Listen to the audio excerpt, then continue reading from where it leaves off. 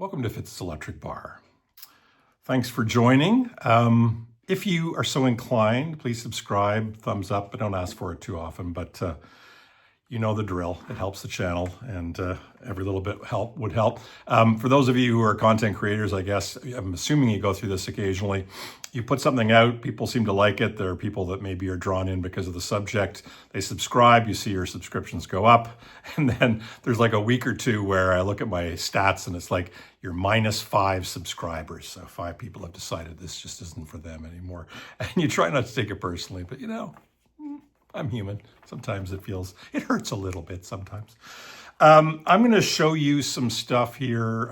This is what's in my pile. I do this periodically. The notion is gathering up some records that I've purchased recently. They may be new records. They may be new records to me. In other words, used records. Or stuff that I pulled off my shelf that just seems to be resonating for me and I'm listening to quite a bit.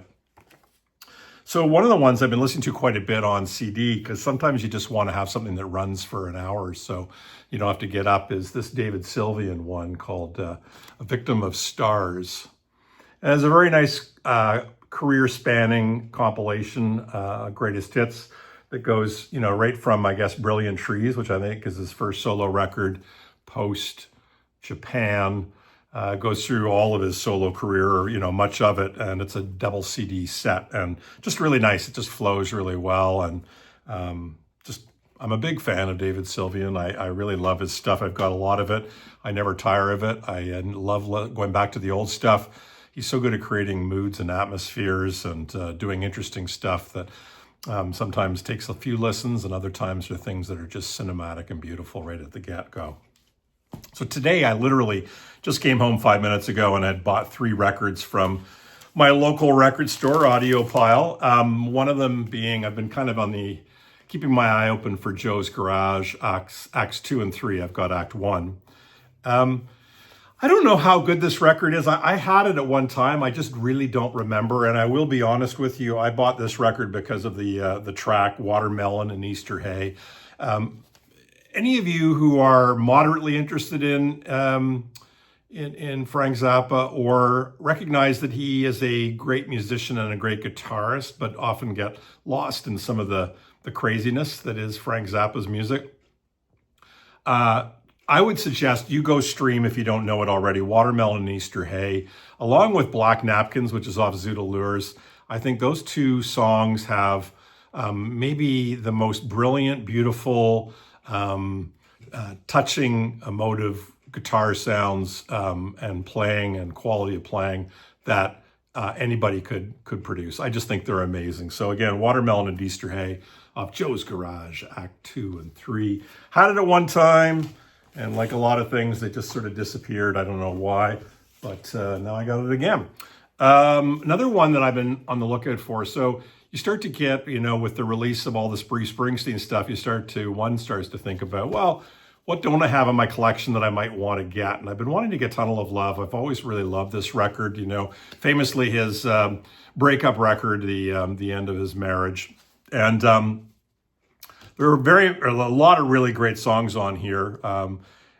Tougher Than the Rest, the title track, Tunnel of Love, of course, the single Brilliant Disguise, which I think is a great tune.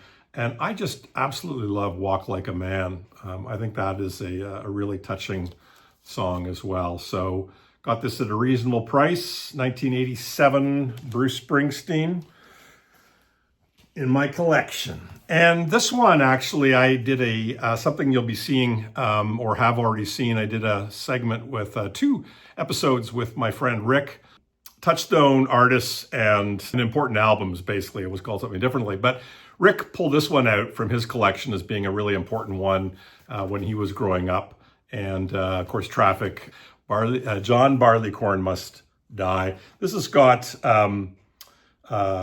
Glad, Freedom Rider, Empty Pages. To be honest with you, I'm not that familiar with the tracks by the title. So I thought, again, not a huge expense, I would get this record. I have passing interest or knowledge of Traffic, Shootout at the Fantasy Factory, and I want to go a little bit deeper. Steve Winwood. And that was the 3rd record I got today. I recently I got this used, so it was in great condition. I guess somebody wasn't really loving the new David Gilmour record, Luck and Strange. This record, I think it came out in the last winter of 2025 or maybe late 2024. Again, I didn't check specifically, but this record and Nick Cave's Wild God kind of came out, or for me, I was listening to them around the same time. And I love them. And, both legacy artists, maybe similar in some ways, but mostly very different kinds of artists. And David Gilmour, I've really come to appreciate just how fantastic the tone of his guitar work is and the beauty of his guitar work. My wife and I went to see the Luck and Strange live. We missed the IMAX showing, but we saw the one at Cineplex. They have their special events, and they had one night, and we went to that, and Sam was great. And to be honest with you, I preferred this tour, this one that just finished, so that it was shot in Rome at Circus Maximus. I have a friend, Rob, if you're watching, who actually went to one of those shows in Rome. I don't know if there were more than one, but he went to it and loved it. But I preferred that to the Pompeii one. I found the Pompeii one really dated, and I'm sure that for a lot of people, they remember that from their youth, and they enjoyed seeing it sort of remastered and upscaled to 4K and all that stuff. But I thought, if you get a chance to see that, I think it's coming out in a box and Blu-ray and all that, meaning the Luck and Strange and the most recent tour, David Gilmour with his daughter Romany and other great musicians, Guy Pratt on bass and that kind of stuff. I really like this record. I was glad to get this on vinyl. It's a nice package, and it wasn't much for me to add it to my collection, which is great.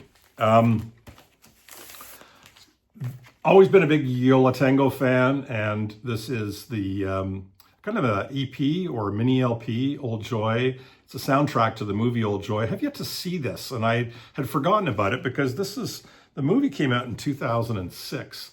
I've got to watch that movie. It's supposed to be quite an interesting indie movie, and I'd like to see it. Fantastic soundtrack, all instrumental, just gorgeous. Some of that beautiful mood, Yo La Tengo stuff.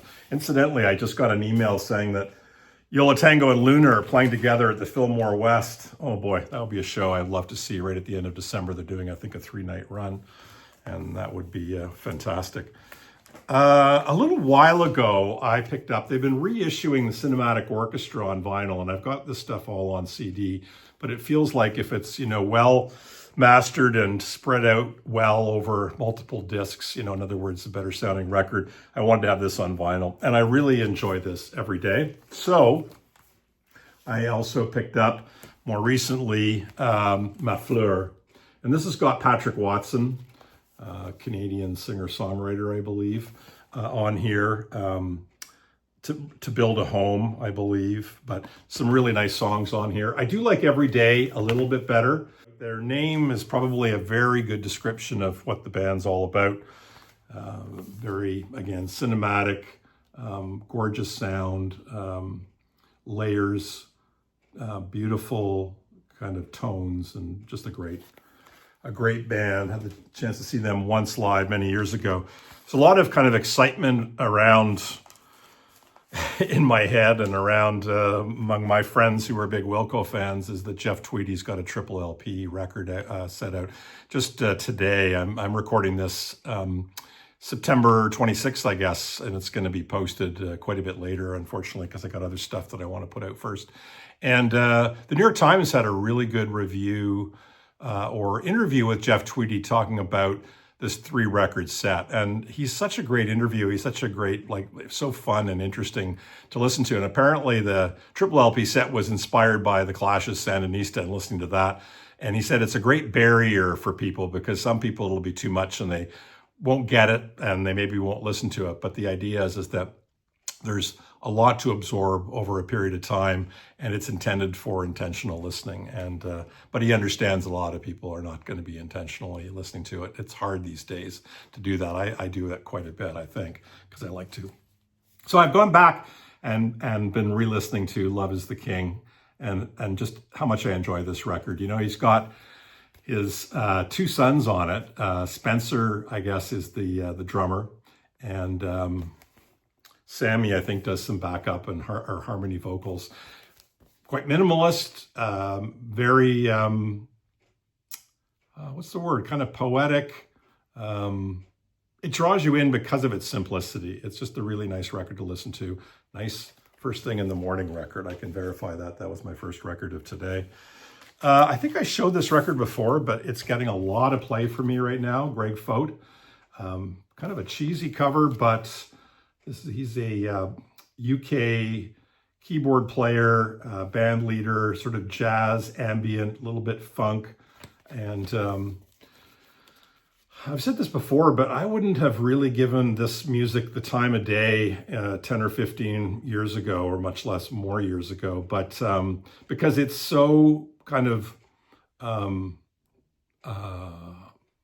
gentle, it's sort of ambient but jazzy. I think I would have considered it in the past as being a little milquetoast, but I don't feel that way anymore. I find it very melodic, beautiful to listen to. Great for wallpaper if you're doing something else in terms of, background, but really nice to listen to as well. Gorgeous, warm sounds. You've got the double bass. There's Greg Fote, and then the drums. Just a very lovely, beautiful. I wish I could describe it better, but opening time, Greg Fote. Nice record. Another artist that I've followed for quite a while. Sometimes I really enjoy his stuff. Sometimes I find it a little bit, a little dull, I suppose. It's sort of a nasty thing to say, but Grant Lee Phillips, so former, member of Grant Lee Buffalo. He's got quite a few solo records out now. This one I'm really enjoying, In the Hour of Dust. I will confess to being somewhat drawn in by a signed copy. It wasn't an unreasonable expense either. But it's sort of like, okay, signed copy. But he's a really interesting cat, and I think he feels very deeply. He talks a lot about what's happening in the world today, in the world politic, and especially, I guess, in the U.S., without banging a drum or whatever, and kind of bringing these thoughts and themes to a more community-based or wider level, and not being specific about any particular person or movement or whatever. And I like that. I like when artists do that. Also recently picked up this Gabor Szabo double record. I was on Bandcamp, and I became a big fan of Gabor Szabo not that long ago with the guitarist Gabor Szabo. From my friend Simon, and he introduced me to a couple of records of his. I think Jazz Raga, which I really love, Sorcery, I believe, More Sorcery, which is a live record, and some of the work that he's done with Paul Desmond and other artists. And he's got a very unique guitar style. He is originally from Hungary. I guess he left Hungary in, what was it? He left at age 20, and that was around the time of the Communist Uprising in 1956. Anyways, this is his return many years later, and they recorded a couple records. I think they're basically from TV shows or TV specials that he came back and recorded with Hungarian musicians. And yeah, it's a nice collection. I have to say, maybe a little disappointing. I got very excited at a new Szabo release, and it's good, but I don't think it necessarily really measures up with some of his better known stuff. I mentioned on an earlier video about seeing Billy Strings and how much I enjoyed the Billy Strings live show, and this is Home. This is an early record of Billy Strings. I don't know if it's his first one, but I was drawn into this. Actually, Glenn Kellaway from The Basement had recommended this, and I'd already purchased it, but it kind of reinforced that I made a good decision. The first track, Taking Water, which was the first track he played when, the song he played when we saw him at the Commodore a few weeks ago. Anyways, not for everybody. I know Brian Embryonic Robot's not a big fan, and that's okay. We can't love everything. And then this other two releases that I got, which are, I believe, both from Universal. And, these have been released recently on various audiophile releases and things like that. So look at the price of that. This was a new record, $21, and that's 21 Canadian here in Vancouver. But this is these are our Universal releases. So this is the Fantasy Records, so contemporary. Anyways, this is authentic. This isn't sort of a Jazz Time or Wax or whatever those kinds of sort of half, almost bootleg, sort of crappy versions that you sometimes get, especially of jazz records. And this one, I haven't listened to the other one. I'll show that in a second. The sound, the production, I mean, I would swear this was an audiophile record. It sounds really, really good. So here we have a $21 Canadian pressing reissue, and it holds up, or it sounds fantastic. And the other one I got is a Sonny Rollins one. Same deal. So I guess part of the same kind of reissue or re-release of contemporary records. I believe it's been distributed and put out by Universal, but Sonny Rollins. So I haven't listened to this one yet, but looking forward to it. Anyways, those are some records in my pile. Carpe diem, motherfuckers.